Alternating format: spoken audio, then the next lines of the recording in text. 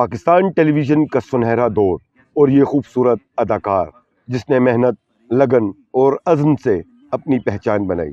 جی ہاں، ہم بات کر رہے ہیں خورشید خان کی۔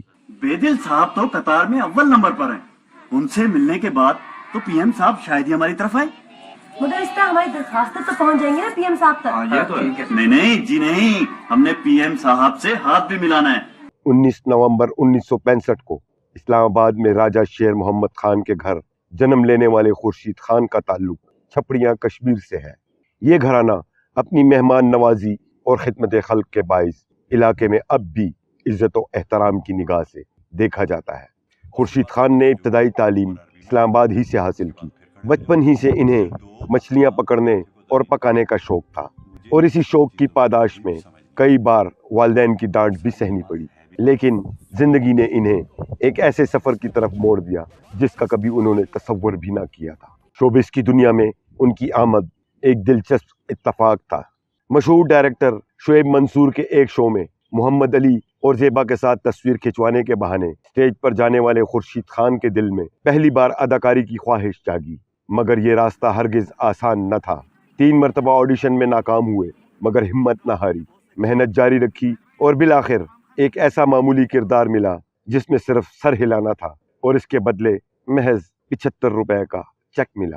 یہی شروعات ان کے فنی سفر کی بنیاد بنی۔ ماریا، ان کپڑوں میں بہت اچھی لگ رہی ہو تم۔ یہ کپڑے ہیں بھی بہت خوبصورت۔ یہاں کے لوگ تمہیں بہت اون نہیں کرنے لگے؟ اون تو وہ ہم سب کو کرتے ہیں۔ نہیں، آئی مین اسپیشلی یہاں کی خواتین۔ ہاں شاہد، یہ ہماری خواتین سے بہت مختلف ہیں۔ یہ نہ تو نئے لوگوں پر اپنا روپ جماتے ہیں اور نہ ہی ان سے امپریس ہوتے ہیں۔ بعد ازاں رؤف انور نے امر جلیل کے لکھے ہوئے ڈرامے عدن میں انہیں موقع دیا، پھر کراچی کا رخ کیا جہاں شہزاد خلیل نے ڈرامہ سیریل سائے میں کاسٹ کیا اور یہیں سے ان کی فنی زندگی کو ایک نیا موڑ ملا۔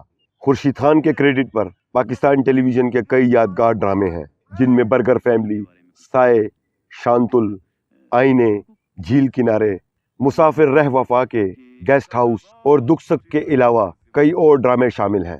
میڈم، نوٹس تو میں نے بھی نہیں لیا تھا، لیکن ماریا بہت ہرٹ ہوئی، اوپر سے وہ جمال اور عمران بہت ڈر رہے تھے۔ ماریا، پھر اس کو تو میں خود ہینڈل کر لوں گی۔ اور رہا سوال یہ عمران اور جمال کے لیول کے لوگوں کا، تو شاید ان کو تم خود ہینڈل کر لیا کرو۔ میرا مطلب ہے کہ اگر یہ زیادہ پرابلم کریٹ کریں، جسٹ ڈسمس دیم۔ تو یہ کوئی سرکاری ادارہ نہیں ہے کہ آپ مفت میں امپلائیز کے نخرے بھی اٹھائیں اور ان کو تنخواہیں بھی دیں۔ اداکاری کے ساتھ ساتھ انہیں قیمتی پتھروں سے بھی گہرا شغف رہا اور یہی شوق انہیں جیولری اور جیم سٹون کے کاروبار کی طرف لے آیا۔ اسی سلسلے میں وہ دنیا کے مختلف ممالک کے سفر بھی کرتے رہتے ہیں، مگر رہائش کے لیے آج بھی اسلام آباد ہی کو ترجیح دیتے ہیں جہاں وہ اپنی فیملی کے ساتھ زندگی بسر کر رہے ہیں۔ خورشید خان وطن کی محبت سے سرشار ایک حساس دل کے مالک ہیں، فلاحی کاموں میں بڑھ چڑھ کر حصہ لیتے ہیں اور فنکاروں کی حالت زار پر بھی دکھی رہتے ہیں۔ یہ وہ پھول ہیں کہ ان کا احساس کیا جائے، اور اگر کوئی بیمار ہوتا ہے یا اس کو ضرورت پڑتی ہے تو گورنمنٹ کو چاہیے۔ میرا اتفاق ہوتا ہے باہر کے ملکوں میں جانے کے لیے، تو جب ان کو پتہ چلتا ہے تو میں آرٹ سے ریلیٹڈ ہوں تو وہ باقاعدہ پوجنے والی پوزیشن ہوتی ہے، اتنی رسپیکٹ ملتی ہے۔ ہمارے یہاں وہ قدریں نہیں ہیں۔ بہرحال ہم گورنمنٹ سے بھی کہتے ہیں کہ ایک تو جو آرٹسٹوں کی ریئلٹی ہے اور یوٹیوب چینل پہ اور یہ جتنے پرانے وہ کما رہے ہیں تو ان آرٹسٹوں کو بھی وہ حق دینا چاہیے۔ شوبز سے دوری کی ایک بڑی وجہ وہ آج کے ڈراموں کی غیر معیاری کہانیوں کو قرار دیتے ہیں۔ ایسے فنکار جو محنت، سچائی اور خلوص سے اپنے فن کو جیتے ہیں ہمیشہ یاد رکھے جاتے ہیں۔